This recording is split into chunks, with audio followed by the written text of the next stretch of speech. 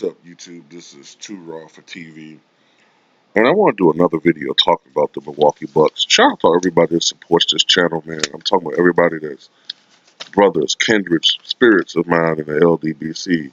I'm talking about my subscribers. I'm talking about anybody that supports my channel. People that have donated to this channel over the past several months. And if you choose to, if you want to show love for Too Raw for TV, you could do so. The links in the description box. I want to thank everybody that has come over to the Patreon. Um, you know what I'm saying? I'm just amazed at the support that I've gotten from you guys for the Patreon. You know what I'm saying? Really thank you guys have come over there.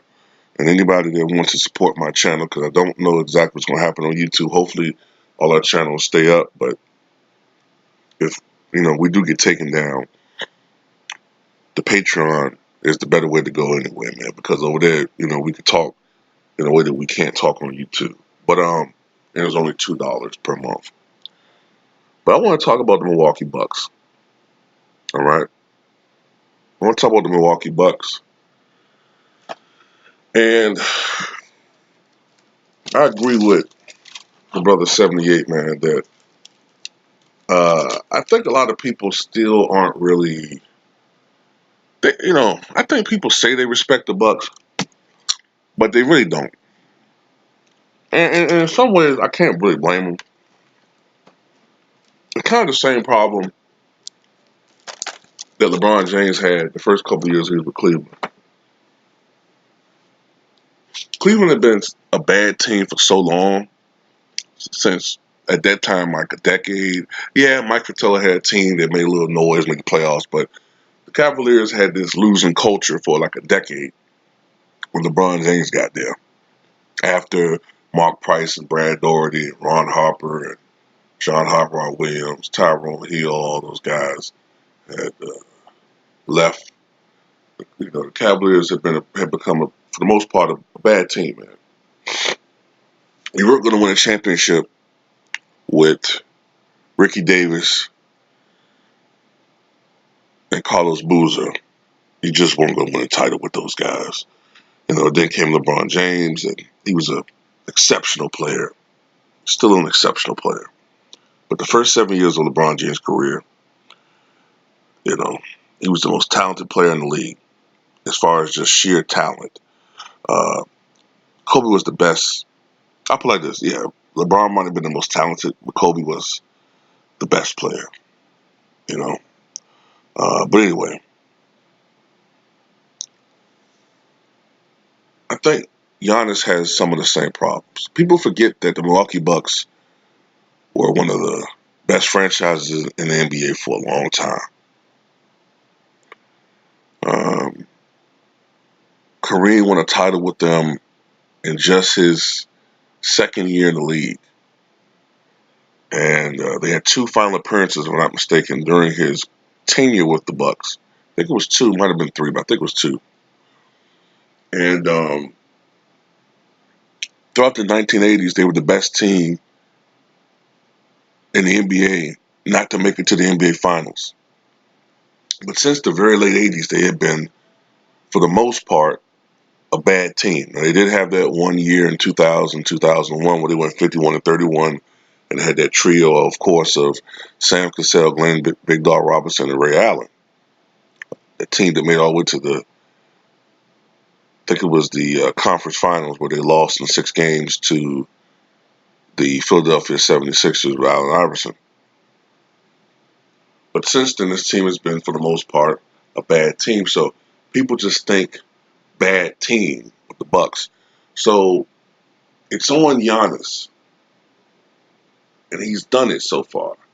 And you have to give him credit for this, to try to turn this franchise around. I mean, it's not just him. You know what I'm saying? There's others there. But I think Giannis is doing more. He's carrying more of the load than any other superstar out there right now. He's younger. He's able to do that. He's able to play more minutes.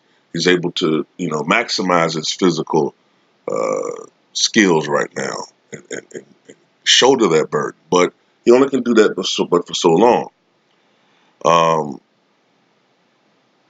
So the fact that the Milwaukee Bucks last year, the Bucks went 60-22. All right, I think it's possible they could have flirted with the franchise record for wins if Malcolm Brogdon didn't go down toward the end of that season. Chris Middleton was an all-star, but I don't think that he was any more than the third best player on that team with Malcolm Brogdon there. But people tend to look at points and not other things. People say they don't, but they tend to look at points. The loss of Brogdon, I think, still hurts this team, but other guys have stepped up, and you wouldn't know it. You wouldn't know it that this team lost Malcolm Brogdon stupidly, in my opinion, and B, this team had been without Chris Middleton for quite a while. If you look at their record, they're 20-3. I wasn't expecting that. I was expecting the Bucks maybe to win 54, maybe 55 games this year because I think the Eastern Conference is a little bit more competitive. I know Kawhi's back on the West, but I think other teams have kind of stepped up. Also, there's no longer that surprise factor. People are going to come and play Milwaukee a different way than they did last year. But the way the Bucks are going and the way the Bucks are rolling, I see at least another 60 wins for this franchise. And you got to give them props for their blowout victory over the Los Angeles Clippers the other night. And I mean blowout. I think the final score was 119 to at one point in the game. They were up by, I think, over 40, man. They beat the hell out of the Clippers. And this was seen as a measuring stick game for the Milwaukee Bucks. And this is what kind of bothers me a little bit. People kind of still don't give this team any credit. You know what I'm saying? They give them credit, but many people still kind of dismiss this team. Yeah, they're playing the East though. The East is weak. Yeah, but they're playing a bunch of bad teams. Yeah, they play the Clippers, but Kawhi's not playing well. I don't know, man. I think at the end of the day, man, can this team beat the Clippers or the Lakers in the series? I think that the deck is stacked against them to do that. But at the end of the day, you never know what's going to happen in basketball. We saw that with Golden State and the Raptors. Injuries happen. Because I still think, I know some of my subs don't agree with me, but I still think a fully healthy Warriors team beats that Raptors team. But we never know in basketball. Honestly, that Knicks team should have beaten the Bulls in '93, man. If you take Michael, if you look at player for player in '93, if you take Jordan and Pippen off that team, that Bulls team was a lottery team. They're the worst team in the NBA. Who was going to lead them to the promised land? Horace Grant? Now, don't get me wrong, man. Grant was a good player, but Horace Grant won't go fucking, man, that team was, what you had, Horace Grant, an old-ass Bill Cartwright, a pretty much done John Paxson. Now, B.J. Armstrong was pretty good.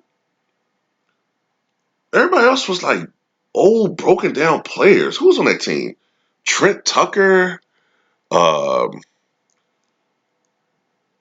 I can't remember who the hell was on that team. Craig Hodges was gone.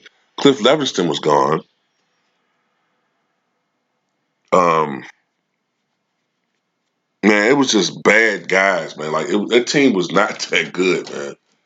You know what I'm saying? Will Perdue, uh, Scott Williams was a decent role player. Uh, I think Stacey King was still there. That team was not very good, man. You know what I'm saying? That was probably the weakest Bulls team, that and that 98 team. At least they had Rodman. You know, but the Bulls had heart, man. And the Bulls had championship experience, and they had Michael Jordan. And they had Scottie Pippen entering his prime. And they just outplayed and out hustled, and Jordan just stepped up, and Pippen stepped up those last 4 games of that series. Now, I'm not comparing this, still rather inexperienced Bucks team to the Bulls, but I just, I don't know, man. I don't think it'll be a 4-0 sweep. I think the Lakers would beat them, though, because of their experience. But I think it'll be a more entertaining series than people think. And we got to remember, Giannis is just 25. He just turned 25 the other day. He's still entering his best years, which is scary. You know what I'm saying? And I think this is a guy that wants to beat other players. I know a lot of people want him to go to Golden State and make the super team. I don't know if Giannis or wants to go to this team or that team. I think Giannis loves it there in Milwaukee. And I think that he wants to take on the challenge of turning around this franchise and making this team his. Kareem felt like the Bucks didn't appreciate him, and Shaq felt like, maybe Kareem felt like this too, to an extent, that Orlando wasn't a big enough franchise for him. He felt like I remember reading, he said that he felt like a big fish in a small pond or something like that. Plus, Shaq was starting to have a little bit of a rivalry with Anthony Penny Hardaway as to who team it was, and I don't see Giannis having any issues like that, man. Yeah, I remember Giannis, you know what I'm saying, comes from Greece, and he's not from this country, and his mentality, his culture, the way he is different. Um, he's foreign. So to play with the Bucks, you know what I'm saying, it's almost like playing on a foreign team sometimes in this league that never mentioned. And, you know, you have people like Stephen A. Smith come on television saying that, the Bucks have to prove themselves and the Sixers are the team to beat. How, nigga? They didn't make it to the conference finals. What are you talking about? So a lot of people just don't respect this team. So they had to. It's the onus is on the Milwaukee Bucks to prove that they are deserving to being mentioned amongst the best teams in the league, man. It got to be proven because the Bucks still don't get no respect. I remember last year when I was talking about this team and people like, they're gonna fall apart because they're the Bucks, and they had the best record in the NBA, and they made it to the conference finals. You know what I'm saying? I was hoping they would make it to the finals, but Kawhi Leonard, you know what I'm saying, had a hell of a series, and Nick Nurse outcoached Mike Budenholzer. They had a great strategy for Giannis. So now, if you're the Bucks this year, the mission is at least to the NBA Finals, but really the mission should be NBA championship. But you at least got to make it to the NBA Finals now, and I don't really see, barring any major trades, why they can't do it this year. The Sixers aren't really playing to expectations. Miami looks, they've been exceptional, but I don't think they can beat the Bucks in the series. And lately, the Bucks have been beating the hell out of people, man. Right now, the two best teams in the NBA are the Lakers and the Bucks, and they've been beating the hell out of teams, man. And it's to the point now you can't even really say it's just Giannis, because I think the last couple of games Giannis has only played like in 20-something minutes because these games have been over for so long. These games are over like by the third quarter. So, is it an aberration? Will the Bucks really show their true colors that they lost Brogdon eventually? Maybe. You know what I'm saying? And I always say this, man, I hope it never happens, but A team like the Bucks are always one injury away from irrelevancy, and I hope that doesn't happen with Giannis, man. But this guy stays healthy, and this season he's playing even better than he did last year. And this guy, his shot looks better. His 3-point shot, well, he'll never be, um, you know, he'll never be Ray Allen or even Rodney Rogers from 3-point range, but his 3-point shot looks better. It looks better than Russell Westbrook's. Um, he's starting to add a couple of moves. He's going to improve year by year. I think his best year is going to be 27 to 30 or 31. I think during that period of time, Giannis will be the best player in the NBA. And you can make the argument now that he's the best player in the NBA because Kawhi doesn't look the same as he did last year. And I think Kawhi is going through an injury. And like I said, I don't think Kawhi is going to have the longest career in the world anyway. This guy's never played more than 74 games in a season. Giannis, however, has been remarkably durable. And he's a thoroughbred. And Giannis, you know what I'm saying, I think at the end of the day, you have guys who are like, I don't know. You have guys who are like shrubs, you know what I'm saying?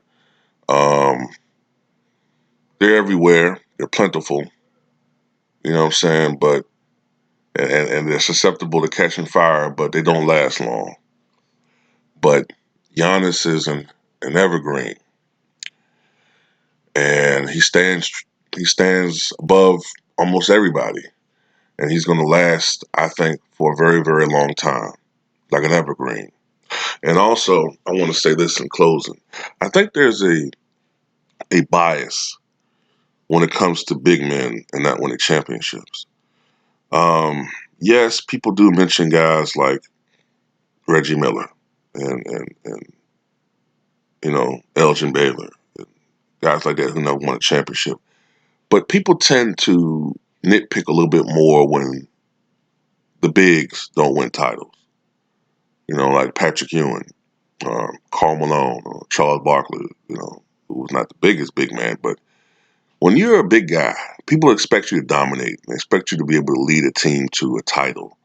And if you haven't done so, they're thinking like, well, look how big you are. Why weren't you able to win a title? So I noticed with Giannis, people have been overly critical of him for not having succeeded yet. People forgetting that this guy still is only 25 years old.